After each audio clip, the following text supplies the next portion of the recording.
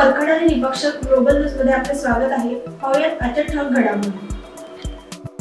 Ichalkaranji railway कृती समितीमार्फत प्रांताधिकाऱ्यांना नियोजित हातकणंगले इचलकरंजी 8 किलोमीटर रेल्वे प्रकल्पाला गती मिळण्यासाठी निवेदन देण्यात आले. इचलकरंजी हे वस्त्रोद्योगाचे मोठे शहर असल्याने या शहराला रेल्वे मार्गाची अत्यंत गरज आहे. 2012 साली रेल्वे कृती समितीची स्थापना झाली.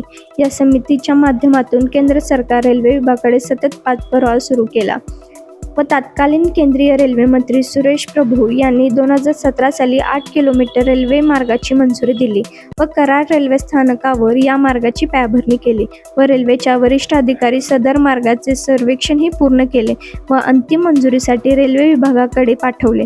रेल्वे विभागाने या प्रकल्पात DPR सविस्तर तपशील अहवाल सादर केले. रेल्वे मार्गाचा नकाशाही प्रसिद्ध झाला आहे व केंद्रीय अर्थमंत्र्यांनी आपल्या अर्थसंकल्पनेत 2 ते 3 वेळा मंजूर करून टोकन निधी राखीव ठेवला आहे.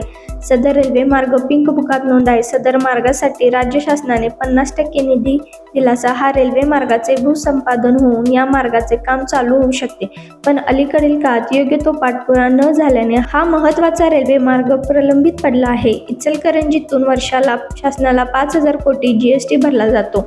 इचलकरंजी हे वस्त्रोद्योगाचे महत्त्वाचे केंद्र आहे. दररोज शेकडो ट्रक सूत कापड आयात निर्यात होत असते. गारमेंट उद्योगही भरभराट होत आहे. देशातून अनेक नागरिक रोजगाराच्या निमित्ताने या शहरात येत असतात. असे असतानाही शहरात रेल्वे मार्ग नाही. यासाठी इचलकरंजी शहरातून रेल्वे मार्ग होणे हे अत्यंत काळाची गरज आहे. यासाठी इचलकरंजी रेल्वे कृती समितीने सर्व सदस्यांनी आज प्रांत अधिकारी यांना भेट देऊन या मार्गाला गती देण्याचे निवेदन दिले आहे. असेच अपडेट पाहण्यासाठी ग्लोबल न्यूजला लाईक करा, शेअर करा, सबस्क्राईब करा.